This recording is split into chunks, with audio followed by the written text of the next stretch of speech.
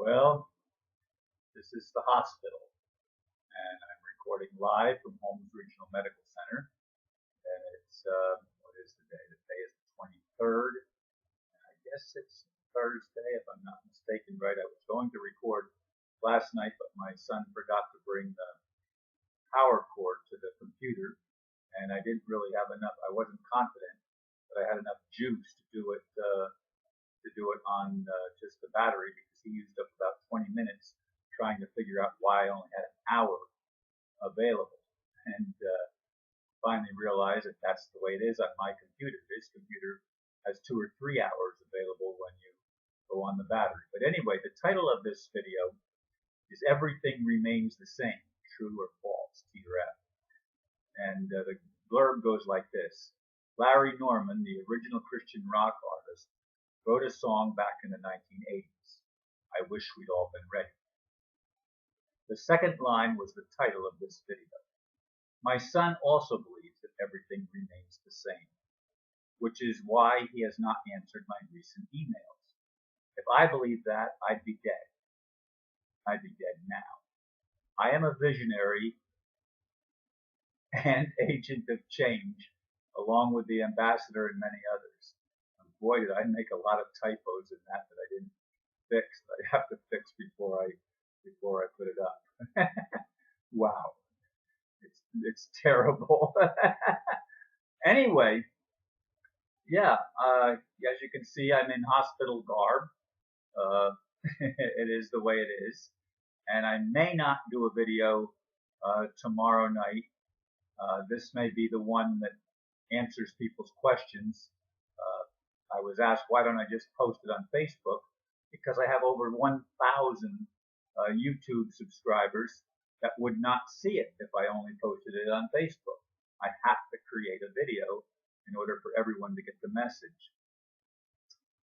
But indeed, I do not believe that everything remains the same. And yes, I'd be dead if I did believe that. I'm one of the people, along with the ambassador and many others, who has a vision of a better world.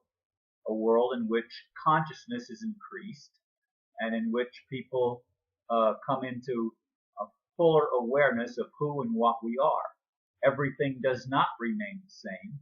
We are agents of change. And the change that I live for is to bring the message to humanity that we are more than what we've been told we are. Now, I know there's a lot of people that don't believe that, including my son, and it puts him between a rock and a hard place, because everybody's writing to him asking him to post things about his dad. And when he comes to visit me, what we do a lot is he argues with me that I'm wrong. Well, if I was wrong, I wouldn't be alive. When they asked me at Shands if I believed that I could survive the operation, I unequivocally told everyone yes.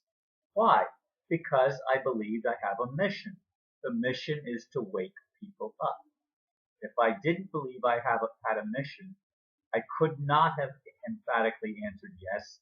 The second open heart surgery would not have occurred, and I would have died. Quite honestly, I mean, they gave me a 30 to 60% chance of survival. But I looked at the lower number, and I knew that I was going to survive because I'm, as I said, not finished with my task, my mission. Even though my son doesn't see it, even though many other people don't see it, it's what I live for. And it's interesting to look at people in the hospital and talk with different ones. I have a wonderful head nurse, male head nurse named Bob. This is the third night in a row he's been here, and I really like the guy a lot. And I like a lot of people in the hospital, but most people do not have the vision that I have. And the vision that I have is the driving force in my life. I'm grateful for the ambassador who went through all of the things that he's had to go through to gain that vision and to become part of the changes that are happening on behalf of humanity a lot of it coming out of China. China, of course, was the nation that did not kill their leadership, did not kill their royal family. They allowed them to exist, and that royal family now is at the pinnacle of the changes that are going to be coming into the world. Again, those are the changes that I live for. I could have never, as I said, survived the operation had I believed what my son believes and what so many others still believe, that everything is fixed the way it is and there's not going to be any transformation. Transformation is the name of the game. So this is a short video. I didn't expect it to be very long. And yes, I do have to change all the spelling errors in the blurb that I wrote. But I thank you for listening. And I may or may not record a video tomorrow, depending on the confirmation of when I'm going home. If I'm going home on the 25th, I need to add something else.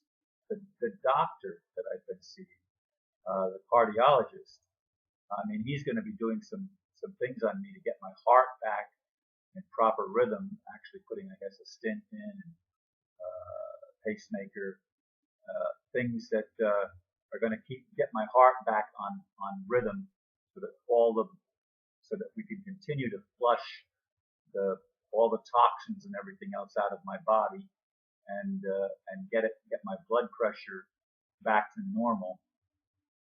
He's an amazing doctor.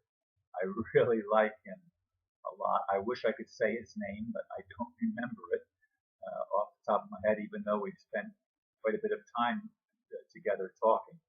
But I'm blessed with a cardiologist who is we don't even know if the Medicaid rather, has gone into effect. I mean, I filled out the forms, but I haven't had that confirmed. But that doesn't seem to be an issue with him at all.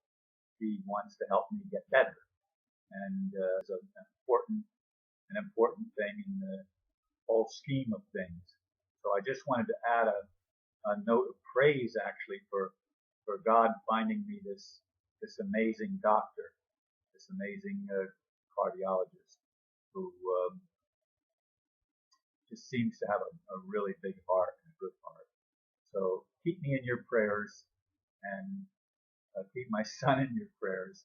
And for those of you that can only see things remaining the same, I'm sorry.